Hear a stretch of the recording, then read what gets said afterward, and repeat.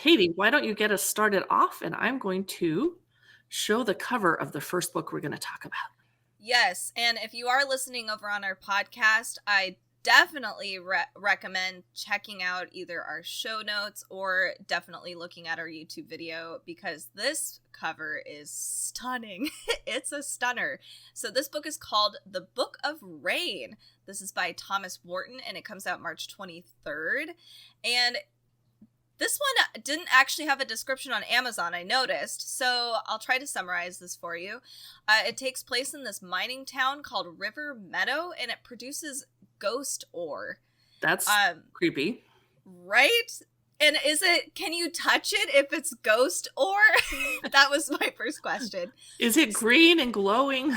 Right, exactly. So ghost ore is the source of energy, and it's super valuable. Of course it is, because it's ghost ore. However, it produces slips in time and space, and the town is now uninhabitable, understandable, and has been evacuated because of all of this. Am I getting a Silent Hill vibe right now? Ooh. It makes me want to go play the old game. Yeah. Oh, man. I also want to play the old game.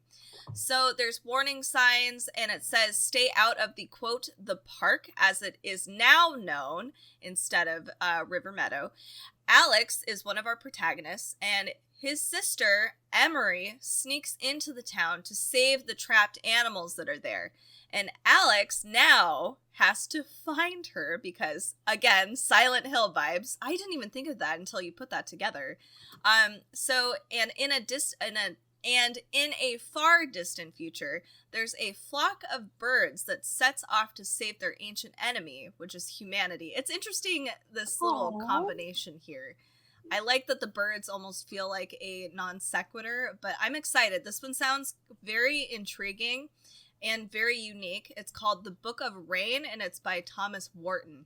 I didn't know that birds had the capacity for forgiveness, because I'm not sure humanity is worth saving right about now. I actually agree. And I'm sure a crow would agree with all of us as well. So the first book I wanted to share with you today is A Brief History of Living Forever by Jaroslav Kalfar. I hope I said that right. It comes out March 28th. So Adela discovers that she has a terminal illness. So she departs Czechoslovakia to America to search for a daughter that she gave up decades ago, kind of like an adoption situation.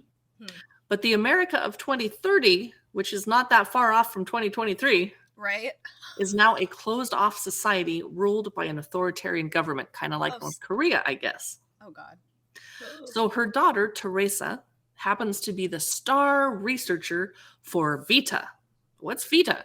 It's a biotech company that's hell-bent on discovering the key to immortality. Well, I'm not so sure I'm aligned with their goals because we already have overpopulation, but okay, just let's live longer.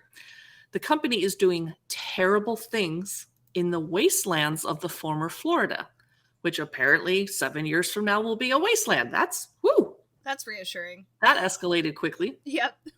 So Teresa is trying to figure out how to stop the company from doing terrible things, and she has to ask her Czech brother, Adela's other child, to come help. So here's the interesting part. Like, I'm in, I'll check this out, and I'm going to give myself permission to DNR it, did not read, or DNF it, did not finish. If it sucks, I'll donate it. But the book is narrated by Adela's restless spirit. Oh. Like, after she died. Oh, that's cool. Interesting. Yes. Very so, cool. Katie, your next book. Oh, yes. So my next book is Clytemnestra, and it is by Costanza Casati, and it comes out March 7th. It's already out, actually, probably when this gets published. And lots of people have been really loving the Greek myth retellings. Yes. Especially from the female perspective. And yes. I, too, am very excited about this because I personally love this story. And Agamemnon is a dick, and I think he should have been stabbed. So that's just me. So we no tears wept here for him. No, absolutely not. So Agamemnon is this war tyrant, and Clytemnestra, unfortunately, is married to this terrible man. She has this big affair, and there's this whole plot. If you've never read the Greek myth before, she plots to kill him. And I'm sorry, spoiler alert, it's been thousands of years, but he died. But so this is a story that talks about if power isn't given to you, then you yourself probably need to claim it for yourself. So it's a cool story, and I think it'll be great to hear it from a more contemporary perspective. It's hard to sometimes get through those Greek myths, those classics. It can be. Yeah, it can be dry. So this will be a really fun one, I think. So this is Clytemnestra. This is by Costanza, Casati. My next book has the simplest title ever, Chlorine. I don't know if I like that. It's by Jade Song. Let me get the cover up here. Oops, I forgot to turn the page. There it is.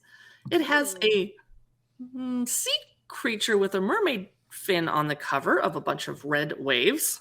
Is that blood colored? I'm not sure.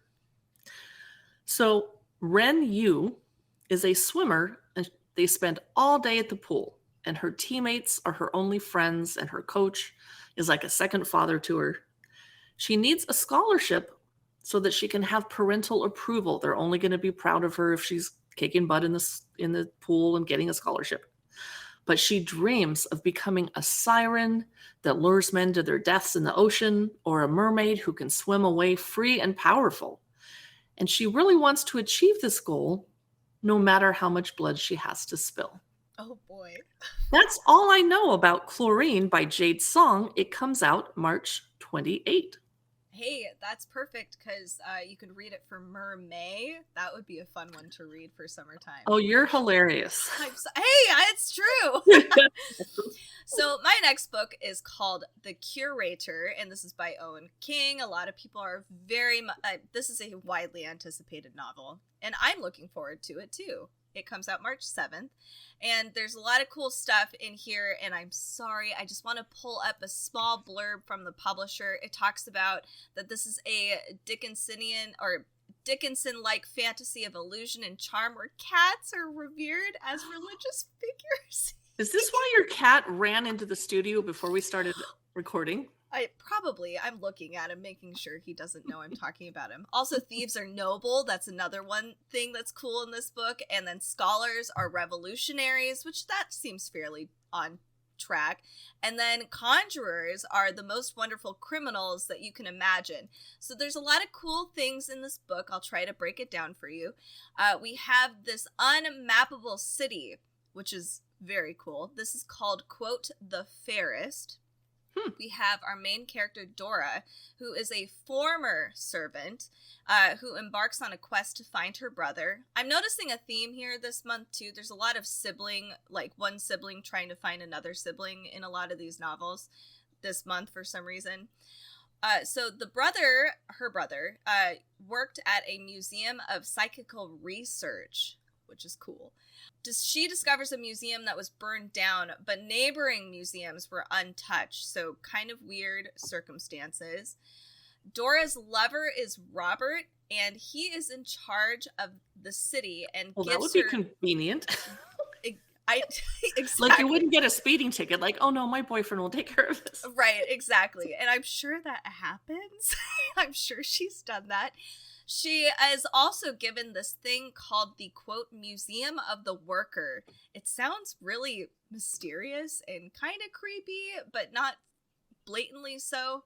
The city is also, in addition to all of this other stuff that's going on, is in revolution. And, of course, there's this monstrous conspiracy in this whole overarching this plot. There's a lot going on in this novel. It's about 480 pages. It's big, of course it is. So this is The Curator by Owen King. I'm sure it's going to be great. As you can see on YouTube, the cover has a cat with a door. I'm sure it's going to be fun. So check that one out. What is your next book? Mine is Feed Them Silence by Lee Mandelo. Comes out March 14. The main character is Dr. Sean Kell-Ludden, and she's a wolf researcher. She has a secret, lifelong desire to experience the intimacy and freedom of wolfishness. Well, she wouldn't be the first. Yeah. She has some kind of a neural net connection to the wolf's thoughts. Okay, that's cool. But her obsession with her work is endangering her fraying relationship with her wife. And I can totally see how the wife would be like, excuse me, you're in the wolf's brain and you're thinking to the like, seriously? Yeah. So her work might destroy the beautiful wild wolf whose mental world she's invading. I Mm. think this is a little weird, too weird for me, but I wanted to bring it up because there are lots of people that love wolf books. Yes. It's Feed Them Silence by Lee Mandelo, and I will give it points for being a unique plot. Yeah, absolutely. My next book is called The Foxglove King, and this is by Hannah Whitten, and it comes out March 7th. I am a little already on the fence about this one, but Is that because Hannah Witten's former 2 books you didn't really enjoy, and yet you read the second one anyway? oh, I haven't actually read the second one yet. Oh, okay, because you Um, didn't enjoy the For the Wolf and Yes. So my gripe was that it's labeled as an adult novel, and then it is definitely more like a YA novel. So I'm hoping that's not the case here. Also, her former book was also, I guess, tagged more as a dark fantasy and not romance, and then it ended up being definitely more of a romance. And I was like, oh. So at least with this one, they're more upfront. It is a dark fantasy romance, with romance being more on the front lines of it all. We have our main character named Lore, and I do love that name. I think that's a great name. That's cool. It is. So she wields death magic, and it is called Mortem.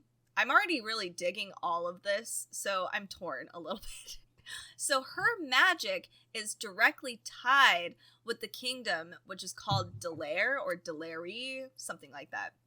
So she is actually taken by this entity or group called the Presque Mort, which is a warrior monk society, and she's supposed to work for this person called the Sainted King. Villages around them are dying, and she has to use her magic to find out why, or she will die. Yeah, so it sounds like a really cool premise. I do like a lot of aspects of this book. It is a dark romance. There's forbidden love. It's love. There's romance, politics, magic, religion, even, etc. So if that intrigues you too, this is called The Foxglove King. This is by Hannah Whitten. My next book is The God of Endings by Jacqueline Holland. Comes out March 7. So Colette is immortal, and she's been keeping it a secret ever since her grandfather turned her into a vampire in 1834. Ooh. So now 150 years later, she's a lonely artist. Oh, tears of sympathy. Yes. She runs an art school for gifted children in upstate New York. But her life is upended by the arrival of a gifted child from a troubled home. And in case that's not challenging enough, she has a stalker apparently throughout the centuries, and they've returned. No. And she's been kind of repressing all of her evil vampiric urges, but she has a newfound hunger for blood. I wonder if that's going to intersect with the gifted child from the troubled home or not. I'm very curious, and I'm always up for a new vampire book. This is The God of Endings by Jacqueline Holland. Can you imagine being stalked for centuries? It's bad enough when it's like months or years, but centuries? And the book doesn't give us any hint, which will compel us to buy it, so that's part of their evil plot. Right. But, like, is it another vampire? Is it a supernatural entity? Because if she's an immortal vampire, can't she just kick its butt? I mean, apparently not. Yes. Oh, wow. Ugh, I hate that. All right, my next book is one I'm very much looking forward to because I love T. Kingfisher. It is called A House with Good Bones. It comes out March 28th. She wrote Nettle and Bone, What Moves the Dead. She goes by Ursula Vernon for her children's novels. That's her actual name. But T. Kingfisher tends to be her name that she uses for adult novels. So, and her writing style is excellent. It's very approachable and fun. So this is a Southern Gothic, And our main character, Sam Montgomery, gets word from her brother that Mom seems off. Quote, Mom's doing some weird stuff. I'm sure you've had that sentence said to me about your mother before, but Yeah, I read that and I was like, well, moms do weird things all the time. guilty as charged myself. Yes, absolutely. So she does go for this extended visit, but what she wanted to do was do all the stuff that was really fun. She was really excited about it. They would watch murder mysteries together, snuggle up on the couch, do what they usually do, mom-daughter style. But her brother is correct. Mom is totally off and things are not what they used to be. Their home used to be really cluttered, but like a lovable clutter. I know what that means. Like my house? Yes, and actually that's my house too, so I know what they're talking about. But now it's like this, too clean, everything's white and sterile, and Well, that'll never happen in my house. No, that's when we've actually gone crazy. So there's also a hidden jar of teeth that is stashed behind these very neatly pruned rose bushes that were not there before. There's vultures that are circling around the garden from above. Things are weird. So Sam clearly is trying to figure out what's happening and to unravel the truth or what is going on with Mom. So this book is called A House with Good Bones. I'm looking forward to it. It is by T. Kingfisher. They are a very prolific author. Oh, yes, absolutely. Wow. My final book today in this 2-part episode is How I'll Kill You by Ren DiStefano. Comes out March 21. So there's a family of sisters, and Sissy always handles the details and takes care of things and smooths over problems. One of those is she handles the cleanup for her serial killer sisters.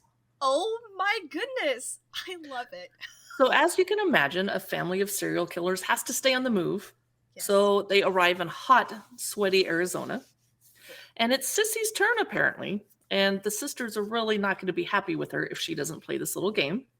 She's supposed to make a man fall in love with her and then murder him.